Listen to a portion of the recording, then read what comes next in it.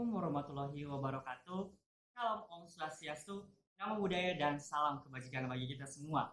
Halo dan selamat sore buat teman-teman. Selamat datang di episode pertama untuk podcast Wuhan pada kali ini. Dan sebelum kita melangkah lebih jauh lagi nih, aku mau nanya dulu nih, gimana dari kabar teman-teman? Harapannya semoga baik-baik saja semua ya, dan apalagi ini minggu-minggu UAS kan ya, dan harapannya sih semoga kabarnya tetap semangat gitu ya untuk mengikuti UAS karena sebentar lagi bakal selesai seperti itu. Dan karena ada pepatah juga nih yang mengatakan gitu ya, kita udah sering dengar pepatah ini, "Tak kenal maka tak sayang." So, biar pada sayang semua, kali ini aku bakal ngenalin diri nih. Perkenalkan, nama aku Erlisyanto Jiliwu dari Ilmu Ekonomi Angkatan 2022, dan pada kali ini kita bakal membahas nih teman-teman seputar terkait tradisi yang ada di Malang, dan tentunya orang-orang khususnya orang-orang yang di Malang udah pada tahu nih apa sih tradisi ini, yaitu tradisi buhan seperti itu. Dan pada kali ini kita tidak hanya membahas nih terkait tradisi buhan, melainkan kita sebagai anak ekonomi nih, anak Fakultas Ekonomi dan Bisnis, kita berusaha gitu mengkaitkan tradisi buhan ini dengan inklusi keuangan. So, adapun tema podcast kita pada hari ini yaitu terkait inklusi keuangan dan juga tradisi buhan. Dan tentunya teman-teman, pada kali ini saya tidak sendiri nih, karena di sini kita sudah ditemani sama pembicara kita yang sangat luar biasa nih, yaitu Pak Ari Budianto. Selamat selamat sore Pak Ari. Selamat sore Mas Anto. Dan mana nih kabarnya Pak? Sehat, hujan ya? Ya Pak, alhamdulillah. Mungkin suami nama pembicara kita yaitu Pak Ari Budianto, dan izinkan saya untuk sedikit nih memperkenalkan pemateri kita. Jadi nama pemateri kita pada kali ini yaitu Pak Ari Budianto yang merupakan dosen di PS Antropologi Universitas Brawijaya Malang dan juga meraih gelar Magister Kajian Agama dan Buddha di PRC Universitas Gadjah Mada Yogyakarta dengan pengalaman singkat di kelas doktoral di ICRS dan IIH Ilmu Sejarah. Panggil dengan nama Pak Ari, dengan Ari Budi, ia turut mendirikan Center for Cultural Studies dan Frontier Page atau CCFC di Universitas Brawijaya. Dan juga Pak Ari ini teman-teman memiliki sejumlah banyak buku nih, dan salah satunya yaitu oleh Hadinegoro dan BRI Musyiratun, Dua Bangsawan Laskar Kesultanan Yogyakarta pada tahun 2012. Dan juga ada buku lain nih teman-teman, buku Tur Kanjeng Sunan Kudus pada tahun 2022, dan masih banyak lagi nih teman-teman terkait buku dari Pak Ari Budianto ini sendiri. Mungkin teman-teman yang pada kepo nih seperti apa sih buku bapaknya, mungkin bisa dicari ya di buku ataupun di perpustakaan-perpustakaan terkait. Dan mungkin di sini Pak Ari Budianto bisa sedikit memperkenalkan diri Bapak. Oh, panggilannya Ari Budi aja ya, lebih baik begitu. Orang lebih senang riset tentang kajian makanan sebenarnya. Di salah satunya tema makanan itu ya tentang tubuhan sebenarnya. Itu sebenarnya. Itu deh. Oh, Ya. oke Bapak. Tadi sempat tertarik juga terkait kuliner gitu ya Bapak. Iya. Oke. Nah, sesuai tadi perkenalan dari Pak Ari Budianto ya teman-teman sudah mention terkait tradisi buhan. So, di podcast kali ini kita bakal mengulik-ngulik nih bersama Pak Ari Budianto terkait seperti apa sih tradisi buhan itu di Kota Malang. Mungkin bisa diceritain sedikit ya Pak, kepada teman-teman gitu, kepada teman-teman yang menonton, seperti apa sih tradisi buhan? Apa sih ya, Tuhan? Saya dengar kata Tuhan juga baru di Malang ya. Meskipun saya kecil di Malang, tapi Wuhan sendiri istilah yang di Jawa Timuran ya. Kalau tempat saya di Kudus, tempat saya lahir, kondangan. Nah, Wuhan itu apa sih? Ya kalau ada mantenan, sunatan, matian, orang tahu apa cocok dipakai Wuhan atau tidak, tapi juga sebagian dari itu sebenarnya. Nah, Wuhan itu kalau di Jawa yang lain, mungkin Jawa Tengahan yang lain tidak di pesisir, itu namanya becek. Jawa Timur sebelah Jawa Tengah itu juga becekan namanya. Itu apa sih, ngasih duit biasanya. Dulu ngasih duit enggak? Ya belum tentu. Kalau zaman dulu ya ngasih barang-barang gitu. Dibutuhkan tuan rumah hajatan itu apa sih? Kalau mantenan biasanya ya ngasih beras, kelapa, atau ayam, kambing bahkan itu yang diserahkan oleh teman-temannya. Nah kalau menurut Gertz yang meneliti tentang Islam dan Jawa, itu agama Jawa itu, buwo itu jenis sumbangan uang. Ya, jadi uang yang khas yang hanya diberikan ketika ada hajatan. Ya, jadi amplopi lah istilahnya ya. Nah, tradisi becak itu tidak hanya uang sebenarnya. Nah, apakah kado itu termasuk becak juga? Mungkin juga iya ada perubahan karena istilah kado itu kan ya ketika di perkotaan lebih khas itu ya. Jadi dulu dibikin seperti barang-barang untuk masak atau apa, berubah ya jadi menjadi kado. Isinya macam-macam. Biasanya sih isinya ini tradisi yang lama juga di desa. Isinya tuh bukan duit, bukan makanan. Tapi seperti kadang, tapi lama-lama jadi ya namanya hamper. Hamper isinya macam-macam. Bisa kalau yang temennya sendiri ya nakal-nakalan, guyon-guyonan, kasih CD selamat jalan dan lain, atau dikasih aneh-aneh gitu karena temennya sendiri itu bisa jadi begitu. Nah, ada juga problem yang di masyarakat yang sudah lama sebenarnya tidak hanya sekarang itu ya. Kenapa? Karena buuhannya dalam artian amplop itu masyarakat kalau yang kamu orang RT misalnya atau kamu orang kaya di kampungmu atau kamu orang terkenal di situ atau pejabat di situ, nah ini yang repot. Apa begitu? Nah, seringkali kalau sudah musim seperti sekarang ini Lebaran kemarin Adha ini musim buah ini. Kemarin musim Syawal musim buah, nanti sebentar besar sekarang buah lagi sampai nanti kembali ke hampir Syawal. Nah, ruah tidak boleh. Sekarang ruah boleh. Lagi. Kenapa begitu? Karena satu desa itu biasanya mantennya di bulan yang sama.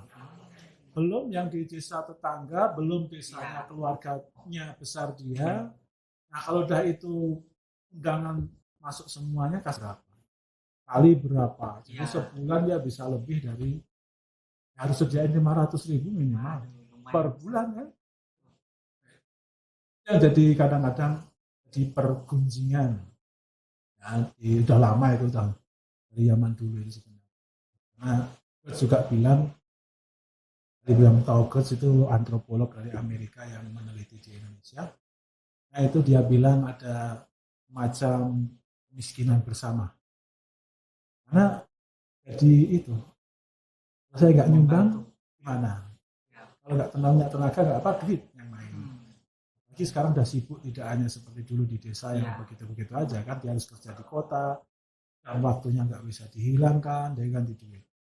Itu berkali-kali akhirnya dia menumpuk hutang budi muter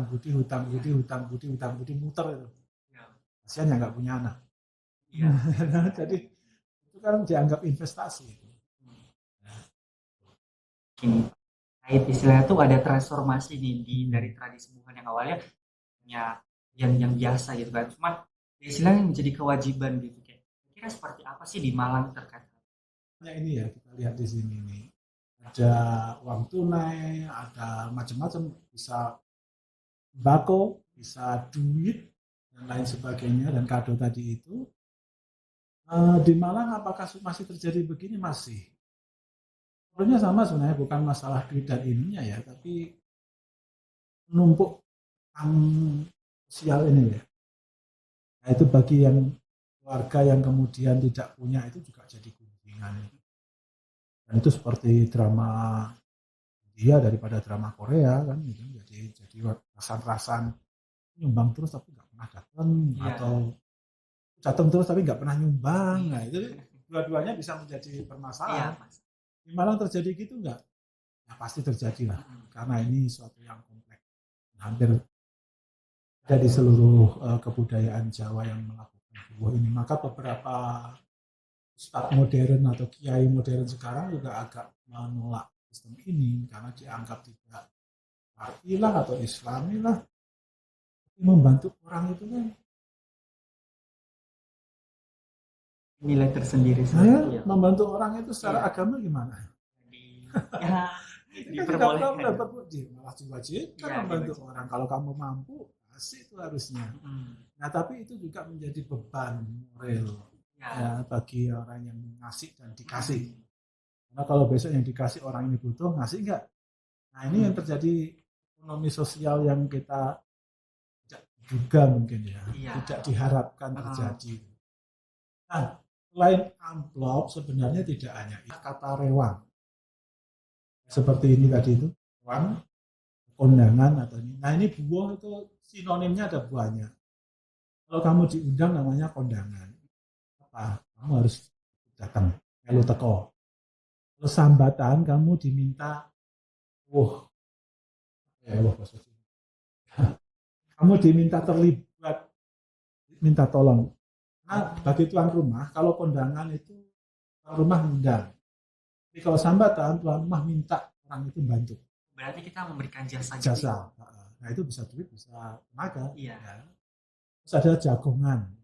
Kamu diundang ya harus datang. Iya. Karena yang penting adalah senang-senang apa ya. Cara aja malam-malam itu sebelum acara atau apa itu mulai itu orang datang dan segala. Yang lain adalah kata yang paling biasa yang suka itu rewangan, rewang. Apa itu bantu-bantu, masak, nyuci, menyiapkan semua kebutuhan tuan yang punya hajat saudaranya atau tetangganya itu. Ikut tandang, melu tandang, melu masak ya masak itu. Tuan sumbangan. Karena konotasi buah berarti nyumbang. Nah ini duit. Kayak kalau di situ ada tulisan jangan manten atau apa kan mohon doa dan restu ya. Akan tahu kamu restu apa? Uangnya minta duit itu. Ya. Mungkin aja nih. Nah ini ada macam-macam tema ya sebenarnya apa yang bisa disebut rewang. Ini ada teman yang nulis di website di pojok.co ya. Ini ada banyak kalau di Jawa Tengah begini. Ini Jawa Tengah kanan.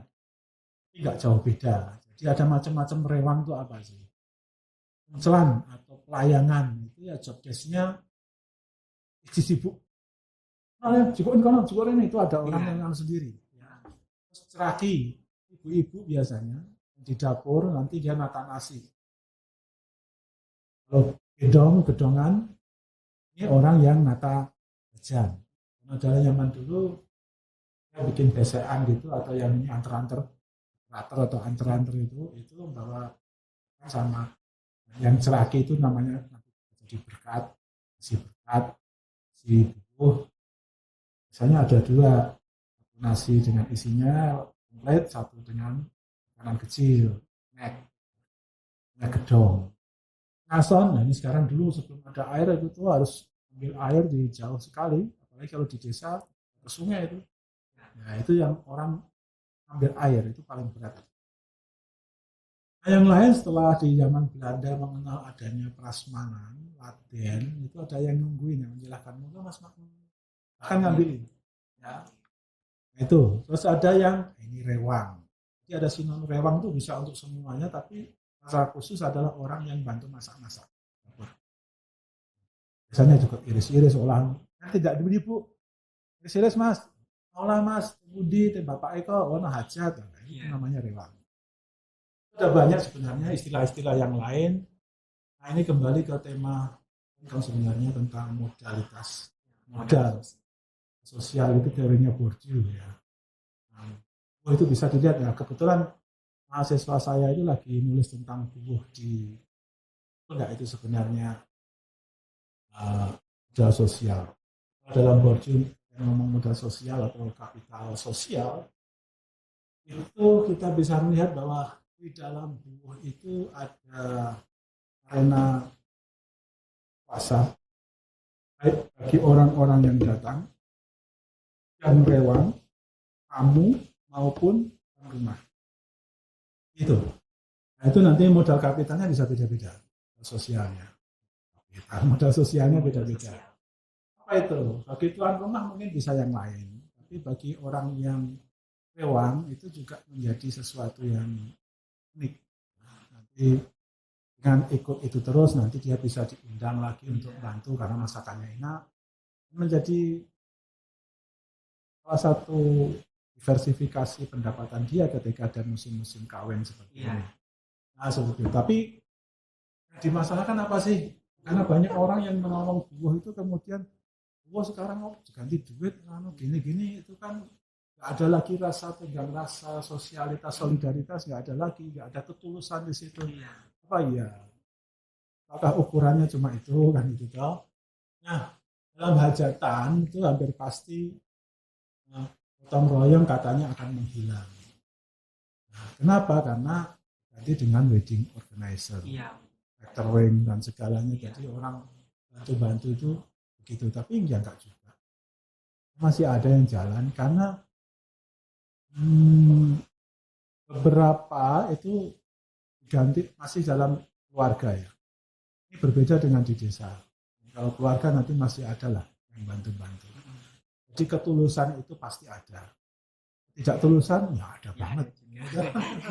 Jadi saya masih mengatakan ini mitos bukan sih, tinggal kita lihat di mana gitu. Yang kedua, tradisi tidak lagi menjadi ajang silaturahmi tapi show off. Nah itu udah biasa itu. Dari dulu tuh, nggak perlu sekarang ya kan. Kenapa?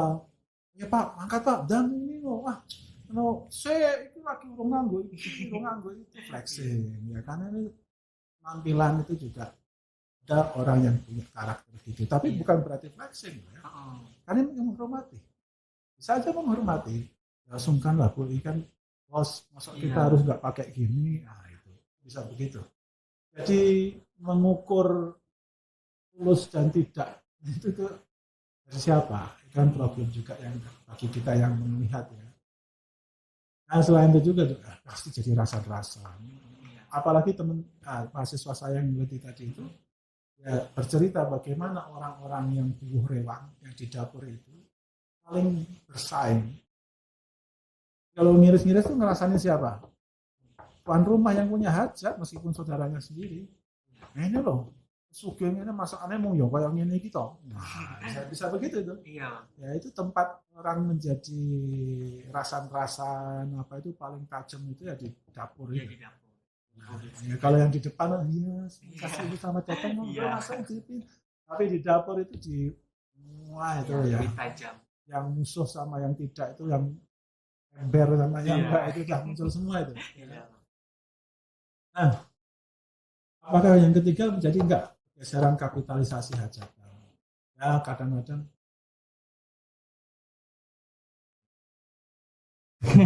jadi ya kalau contohnya lah ada wisuda aja harus mengundang menteri ya kan, tiap wisuda mengundang pejabat dan sama kan dengan bulan itu. Jadi ada yang karena dia pejabat ya harus mengundang ini dan itu. Ya kadang-kadang bukan maksud show off tapi ya begitu. Bagi orang yang enggak dengan keluarga yang punya hajat akan menjawab begitu kalau tidak. Gimana? Dalam fenomena di masyarakat ini juga fenomena yang lama ya. Warga akan menghitung. Pak, tahun ini sebuah kayak sak ini loh Pak, Pak gini ini. Ini sudah waktunya kita punya hajat besok itu. Yang siapa saja, ini total itu bisa ingat tiba-tiba. Ya, keluarga akan ingat. Ya kalau ada keluarga itu yang repot ya daripada tetangga kan. Iya. Jadi keluarga itu akan cerita macam-macam itu. Nah, ini masih kurang tahu tekan ngomong sak mene itu diundang ta ora. Nah, itu. Kenapa? Karena buah itu tiba-tiba juga menjadi prestasi sosial. Kapital sosial untuk mendapatkan juga secara tidak langsung atau diniat, tapi ada yang niat juga. Kalau yang niat itu kelihatan ya toh. Karena kalau kamu lihat kemantenan di kampung atau di desa sini itu kemarin ya itu sudah di waktu masuk gerbang itu atau janur kuning melengkung itu ada kotak isinya amplop. Menyiapkan bagi tamu yang tidak bawa amplop. Nah, bayangkan itu. Gimana gitu? Nah, maksudnya juga bukan seperti yang kamu bayangkan juga kan kadang-kadang. Nah, ini kan izin lah buat diamplopi. Tapi kan ada orang yang berpikir, matre banget, apa sih caranya? Yang bisa begitu. Kan? Jadi kita kalau meneliti ini juga harus hati-hati. Maksudnya begitu harus di cross check. Maksudnya kenapa kok dikasih amplop? Karena jawabnya ya, ada yang lupa bawa amplop, merasakan malu kalau dia cuma ngasih segini. Dan begitu. Tapi ya, nodong itu Seperti kita masuk ATM, buka pintu, udah ada yang ini, pakai amplop gitu kan. Nah, itu juga bisa terjadi begitu toh. Nah, itu sosial itu. Nah, yang lain adalah terjadi ini juga sudah lama fenomena. Cuma hanya semakin dapat muncul meme-meme yang lucu-lucu di website itu. Teman saya juga nulis begini sebenarnya, amplopnya ditulisin, kamu lunas yo. Nah, ini kan biasa itu. Ini biasanya malah teman dekat. Ya, dia nggak ngasih sebenarnya. Nanti dia ngasih sendiri. Cuma ini guyon lain. Tapi yang serius ada. Sampai gegeran di ini mantan iso. Kemarin masuk di kolom. Ya. Kamu mantan bisa ngundang-ngundang bayar utang ragelem. Nah, sering gitu. Ya, kan itu apa? Biasanya sama saudara. Iya. Nah itu. Jadi ada yang menganggap itu hutang sosial itu menjadi hutang beneran. Nah, hutang ekonomi. Karena tadi dijelasin gitu kan. Kalau misal tradisi buhan itu kayak ada unsur di mana orang-orangnya bebas gitu.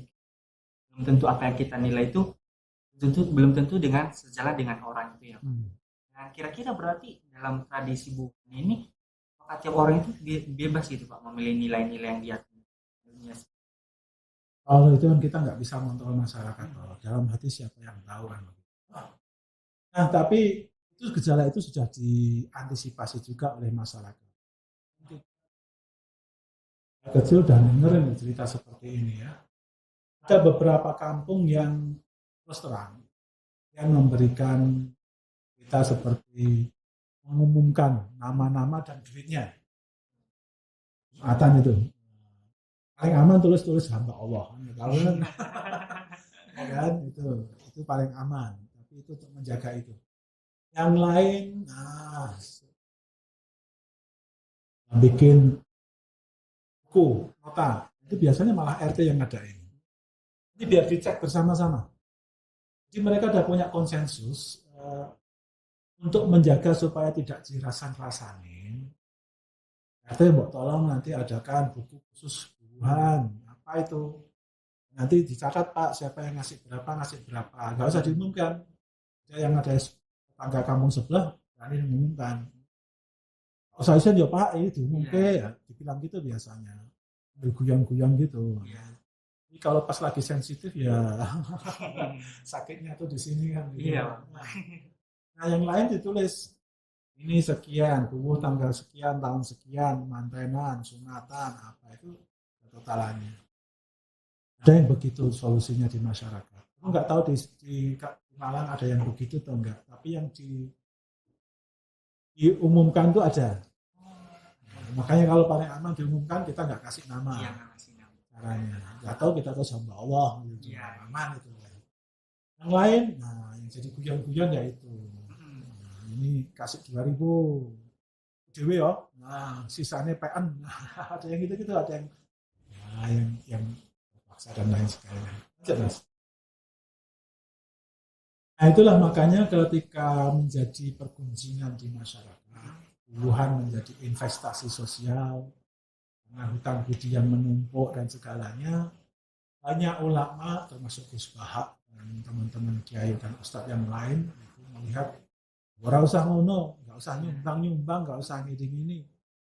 Nah itu juga agak susah karena di hadis juga ada cerita Nabi Muhammad ngasih hadiah. Nah, hadiah itu duit itu hadiah itu bukan. Nah itu yang dibahas lagi. Hadiah duit untuk buahan hajatan itu hadiah atau sumbangan, sedekah infak atau hadiah. Itu beda hukumnya. Nah, yang lain, jangan tanya ini ke saya, itu saya bukan ustaz kan. Tapi gelisahan itu sudah menjadi hal yang tidak aneh, terutama di daerah-daerah yang memang budayanya begitu. Kalau kamu ke Pati, yang lagi ribut-ribut kemarin itu terkenal. Daerah Pati Sukolilo, itu terkenal. Lor-joran itu. Kamu kalau enggak kan mantanmu harus beli kayak orang Bugis. Harus beli. Kalau enggak laki-laki perempuannya yang dibeli. Dan itu mahal sekali. Di Bugis juga kalau kamu keluarganya akan minta sekian. Harus lulus S2, harus ini itu kambing sekian. Teman saya dulu 9 sapi. dicicil itu sama dia. Ya, masih diambil juga sama dia. Sekarang dia cukup kaya lah di situ. Nah itu, jadi banyak daerah-daerah yang memang kulturnya bukan show of force tapi apa, tapi memang budayanya begitu. Karena melepas anak perempuan atau laki-laki itu juga investasi. Benar atau enggak? Bagi mereka ya benar lah. Iya, Karena kultur mereka begitu. Bagi kulturmu yang lain yang masukmu menolak. Nah, problemnya nanti kalau ketemu dengan budaya yang berbeda ini, negosiasinya gimana? Seringkali gagal. Seperti yang mau kawin dengan daeng itu apa itu, itu susah banget itu. Kalau orang banyak lari. Kalau tidak, tradisi seperti di Lombok, malari, bawa lari. Dibawa lari. Dibawa lari, tapi persetujuan keluarga itu sebenarnya. Secara kultur itu persetujuan sekeluarga. Jadi nggak sembarang bisa bawa lari. Biasanya pamannya atau apa yang setuju mereka mau nikah, bawa lari disembunyiin pamannya itu biasanya. Tapi sekarang yang tidak begitu, ya ada dari dulu juga begitu, yang tanpa sepengetahuan keluarga. Karena keluarga besarnya nggak mau, ya lari beneran. Terpaksa gitu. Jadi itu namanya malari. Untuk menghindari uang tadi yang uang hajatan yang uang mahar yang besar. Itu bukan sumbangan, bukan boleh ya. Jadi sebenarnya kalau melihat hubungan yang tulus dan gotong royong itu di sisi-sisi yang rewang, bukan yang sumbang, beda. Jadi yang membutuhkan servis yang rewangan atau yang bukan yang pas datang ngasih hadiah amplop, itu masih jalan. Tapi ketika berurusan dengan amplop yang di depan itu diterima sama Pak Gerayu itu, nah itu yang jadi problem. Dan seringkali kalau kita mau meneliti itu tidak disahkan. Jadi gotong royong masih kalau di kampung-kampung. Minimal sekarang jadi terima tamu. Melayani tamu itu masih gotong royong. Dibayar apa? Matur nuwun. Dibayar makan sih dong. Matur nuwun, bisnis thank you. Matur nuwun Mas. Paling tidak ngasih uang rokok atau apa biasanya. Tetap keluar kok itu beberapa uangnya. Tapi itu masih gotong royong. Tapi kalau kamu ngomong tentang sisi duit amplop tadi, nah itu yang terjadi. Terjadi sekarang. Ya bukan dari sekarang, dari dulu sudah terjadi. Cuma terjadi ya kita melihat sisi itu seakan-akan ini nggak ada yang gotong royong tadi. Yo bayar itu kan masih puluhan. Yang ngamplopi itu urusan berbeda dengan yang bantu-bantu. Karena kenapa begitu? Karena misalnya untuk yang agen itu anak putra putri apa namanya itu kalau orang desa itu yang kepala desa kan anak muda itu apa namanya taruna apa ya muda-mudi yang muda-mudi desa yang di kelurahan ada kumpulannya Karang Taruna. Oh iya. Menjadi laten laki perempuan. Fungsinya apa tahu kan? Jodoh. Cari jodohnya di situ, di desa-desa itu. Karena orang kampung sana bawa rombongannya sendiri. Kampung sini bawa borongan sendiri, ketemu. Nah, itu sebenarnya salah satu dari pertemunya jam dan nah itu kan gitu. Nah, itu sebenarnya yang terjadi. Nah, sekarang karena tidak ada itu lagi, pakai catering, terjadi nggak? Ya siapa tahu terjadi juga yang jaga catering. Tapi kan nggak seintens dulu. Karena orang yang rewang ini dari desa sebelah, keluarga sebelah akan kirim jauh 10 hari. Jadi dia bisa nginap di keluarga besannya masing-masing untuk saling bantu nanti. Nah, yang anak-anak muda ini ketemu. Itu salah satu bonus dari rewang-rewang itu yang muda-muda. Yang lain tadi yang masak-masak jadi terkenal. Ini jajannya enak. Gawe karo sapa? Iku mbok iku lho sing gawe enak-enak. Masuk yang anak kok ini ya. Nah, itu menjadi networking sosial. Berarti modal sosial. Nah, jadi kan tadi hitungan kalian cuma modal ekonomi. Bukan, ada modal sosial juga. Ada modal yang tadi kultural. Nek kono desane ngene-ngene. Nek gawe acara ning kono kudune ngene. Nah, itu mereka akan merancang aturan hajatannya gimana. Itu salah satu tema yang harusnya tidak melulu dilihat sisi duit itu. Nah memang problemnya kemudian ini kalau sudah menengah perkotaan itu catering sama WO, wedding organizer, karena semua dihitung dengan udahlah. Tapi itu kan juga atas nama kebersamaan yang sosial humanis itu loh, jadi kemanusiaan juga. Karena mau sibuk-sibuk toh, wes selasa nggak macam-macam, wes tak tukok kayak kabeh wae, sampai teko wae, seneng-seneng lah pokoknya. Jadi kamu merasa susah, itu awalnya. Tapi bagi orang yang nggak suka yang datang, pamer, parah ini, kan begitu tuh. Nah itu yang jadi mungkin harus hati-hati kalau menganalisis itu ya. Nah di sisi lain, buah yang model-model dianggap tadi komersialisasi misalnya, istilahnya komodifikasi itu juga memunculkan aktivitas yang lain loh. Sekarang undangan juga sampulnya ada undangan amplop buah, dicat di print atau dicetak. Iya dicetak. Nah itu. Nah ada orang yang juga sudah mulai kalau dia punya mampu itu sudah mulai resistensi transformasi ya mentransformasi dari kebiasaan buah itu. Kalau buah itu dulu sumbangan diharapkan, nah sekarang dia ngasih membagikan bagi. Itu juga udah mulai muncul yang eksekutif muda itu biasanya. Lanjut.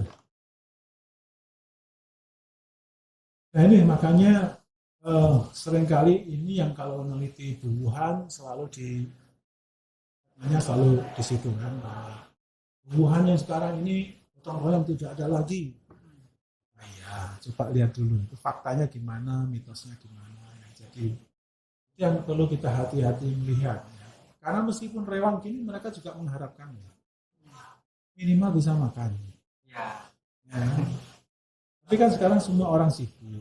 Orang kota itu semua sibuk. Bahkan mbah-mbah juga jahit di sana, bersih-bersih di tangganya sebelah untuk cari tambahan hidup. Jadi memang dia menyediakan waktunya untuk hewan bantu. Meskipun dia tidak berharap tuan rumah akan tidak enak gitu. Jadi utang budi itulah yang kemudian numpuk itu ya. Nah itu tuh. Jadi apakah harus dihitung dengan ekonomi kapital kan? Iya dan tidak. Kapan harus begitu, kapan tidak harus begitu kan itu ada waktunya. Etikanya kan harus tahu sendiri lah.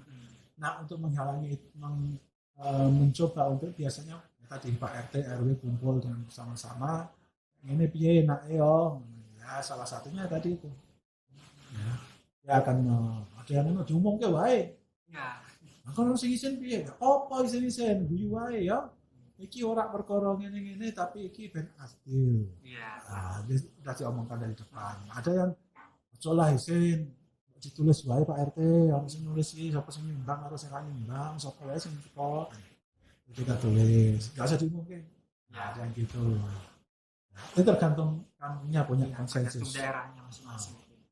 Nah ini gitu. Jadi juga sekarang orang sudah mulai juga karena bubuh juga sudah mulai hilang tadi diganti dengan catering dan WO itu. Nah kuliner yang ada di sana sekarang juga mulai dilirik untuk diangkat dan dijual. Dan jual sego bancaan, ada sego timbangan sudah lama kalau timbangan ya kan. Sekarang sego buahan di Ponorogo ini, ya. Daerah Ponorogo apa? Tempatnya sego bancaan atau sego berkat.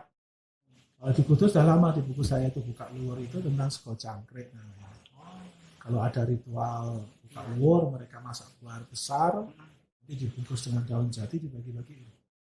Nah itu berkat. Nah sego cangkrik.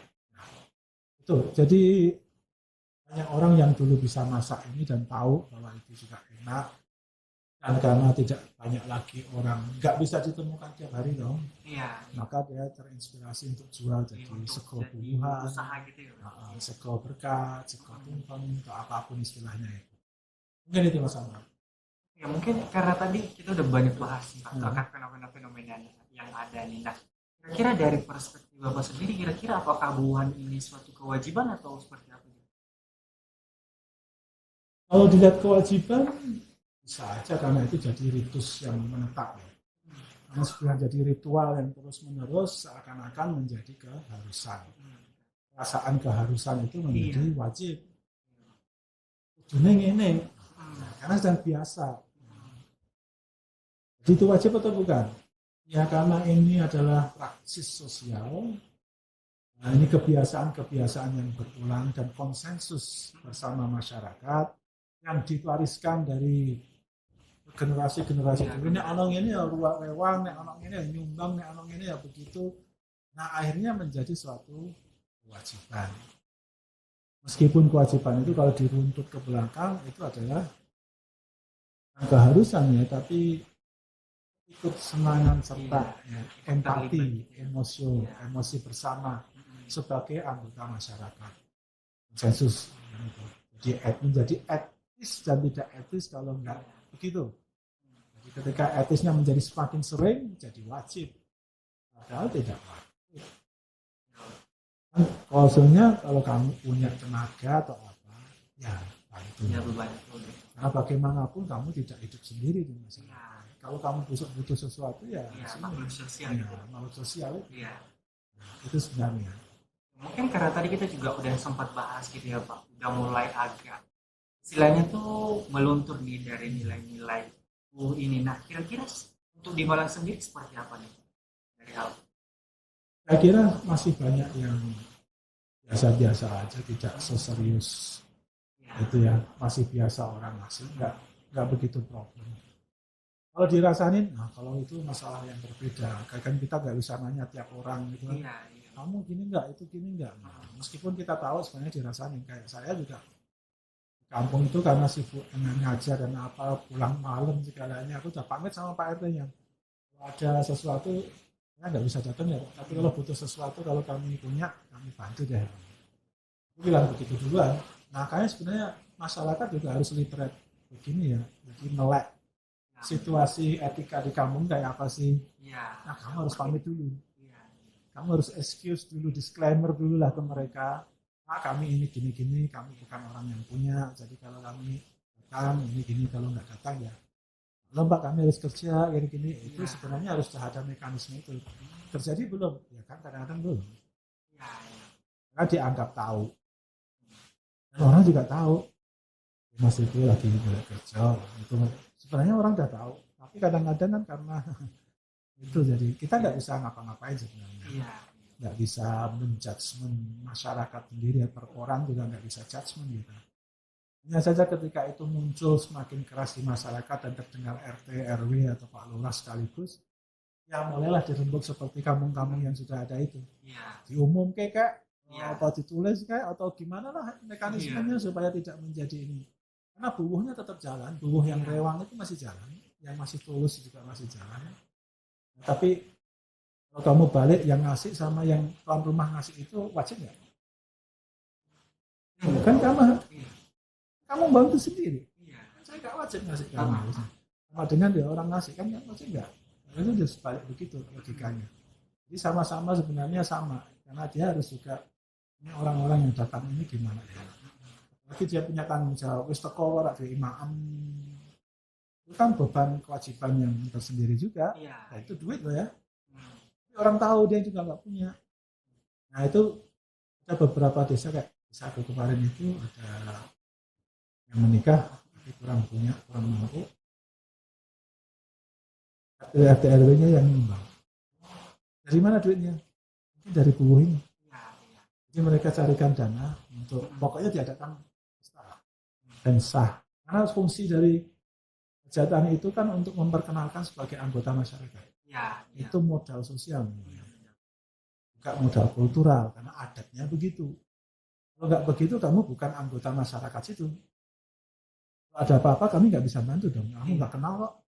Nah itu loh, mekanisme itu yang tidak hanya masalah duit yang masuk buuh itu, tapi ini kalau nggak diacarakan, dikira nanti kumpul kebo. Dan desa kami nggak mau disebut itu, tapi kan kita tahu orang itu gimana. Ya udah kita lakukan mekanisme modal praksis sosial dalam bahasanya Bourdieu yang lain, modal sosial yang lain yang berjalan dalam masalah kultur, masalah simbolik, dan segalanya yang itu nanti terkait dengan masalah ini tadi itu. Bapak, nah melihat tadi juga ya di Malang kan masih tradisi ini masih jalan gitu, masih ada gitu. Kira-kira ada nggak sih Pak untuk program-program dari pemerintah itu sendiri terkait atau ada hal gitu yang dilakukan pemerintah untuk mengembangkan tradisi? Kalau tradisi ini mungkin nggak bisa dikembangkan, jalan berbuah. Banyak salah satu yang negatif tadi itu. Iya. Nah, ini masih jalan. Karena selama kultur Jawa itu Islam juga, itu masih kultur agama manapun juga begitu, tidak hanya Islam. Ya. Kalau di agama Buddha, kalau di agama Hindu juga ada namanya undangan itu loh. Mungkin karena apa itu zoo, kan manusia itu sosial, makhluk politis dan makhluk sosial. Jadi nggak mungkin nggak ada sebuah ritus yang salah satu ritus untuk bagian dari masyarakat mereka. Kalau pemerintah nanti ikut nyumbang ini, wah berapa duit itu? Masa tiap bulan, tadi saya bilang berapa? Satu orang bisa 50 tahun misalnya. Bisa 50 lebih. Kalau kamu orang terkenal. Jangan bertubi-tubi, numpuk di depan pintu itu. Pak, datang Pak, Pak datang Pak, Pak datang Pak. Doanya Pak, restunya apa ya itu? Atau enak, ya Allah amin. Sama tambah rumah, selesai ya? Iya, selesai. Masih restunya gitu. Iya. Restu itu duit. Iya, harus ada indikasi, harus ada buktinya. Karena bagaimanapun, kamu menyayangi, mencintai teman apapun, apa yang harus kamu kasih? Memang cuma aku cinta kamu doang, makan itu cinta. Gitu. Makin kamu mencintai sesuatu, kamu akan melakukan itu. Salah satu wujud itu memang yang bahaya duit. Kayak kalau ngasih barang aja biar nggak bisa dikira-kira. Tapi kalau label sampai kita terus labelnya dicopotin. Iya. Nah, tapi itu kan nggak begitulah. Intinya sebenarnya ketulusan untuk memberi. Masa pemerintah ikut-ikutan campur itu. Kudunya tulus gitu tak bayar ya. Malah tulus meneh. Tapi dari pemerintah sendiri berarti kayak udah mendukung itu ya Pak. Cuman nggak ada program terkhusus gitu untuk karena udah jalan tadi. Kalau tradisi bubuhnya tidak. Kalau tradisi di dalam bubuhnya, ya. Misalnya mantan yang semakin hilang Jawanya. Iya. Nah itu gimana? Siapa yang melestarikan kemudian? Sementara itu dengan jejaring ekonomi budaya lain, misalnya ada MC, sekarang Ustadz doang yang diundang misalnya. MC-nya terus dia. Karena nggak ada yang bisa bahasa Jawa dan nggak tahu bahasa Jawa, ngapain pakai MC Jawa? Nah, iya. Keluarga itu semua itu. Misalnya. Yang lain, nggak ada tari Jawa lagi. Tari Jawa masih ada, nggak ada yang gini lagi langsung. Semua pakai MP4. Ya. Gantengan aja nggak ada yang ngiringin sekarang. Mereka aman sekarang. Ya. Nah, sudah berarti ada ekonomi kebudayaan yang sudah hilang. Ya, udah. Nah, itu pemerintah berkewajiban lewat ada dan daerah menyumbang beberapa ritus tradisi masyarakat. Semuanya begitu enggak juga, tergantung daerah dan DPR-nya. Apakah itu sudah masuk anggaran di namanya PJMD belum? Kan saya di sana jadi itu. Jadi nah itu ada dana Indonesiana untuk kaji dan sekaligus mendokumentasikan semua hal yang berhubungan dengan ini, tapi tidak untuk bubuhnya. Ya. Karena mekanisme bubuh itu berjalan dengan sendirinya dimanapun itu, tidak hanya orang Jawa. Kalau tahu orang Batak lebih parah lagi. Lebih gede biasanya. Gede, apalagi Toraja. Iya. Aduh itu. Nama pesisir yang di Gresik itu apa kalau ada manten? Nama dangdut itu harus. Nah, itu duit harus dikeluarin semua. Itu dari mana itu nggak tahu. Ya kan? Ada macam-macam kebudayaan itu yang hampir-hampir gitu mungkin kita tetap catat sebuah tradisi, tapi lama-lama masyarakat akan menjadi semakin rasional. Itu pergeseran dari desa ke kota, itu kan rasional. Sebenarnya ada rasionalisasi kenapa WO, kenapa harus catering, bukannya pamer atau apa sebenarnya awalnya ya nggak mau ngerepotin kalian. Baik Pak. Ya baiknya kan, baik Pak. Ya tapi bagi orang yang dari desa, dari yang nggak suka sama dia, pamer gitu kan. Ya kan gitu kan. Nah, kan masa pemerintah ikut campur pamer dan tidak, enggak tahu. Kecuali flexing, nah kemana ada undang-undangnya kan. Nah malah kalau flexing nggak boleh. Orang kaya tidak boleh TikTok, Facebook, pun pamer kekayaan. Kalau nggak tangkap. Sini pamer senang malah, nah kan gitu. Ya gitulah.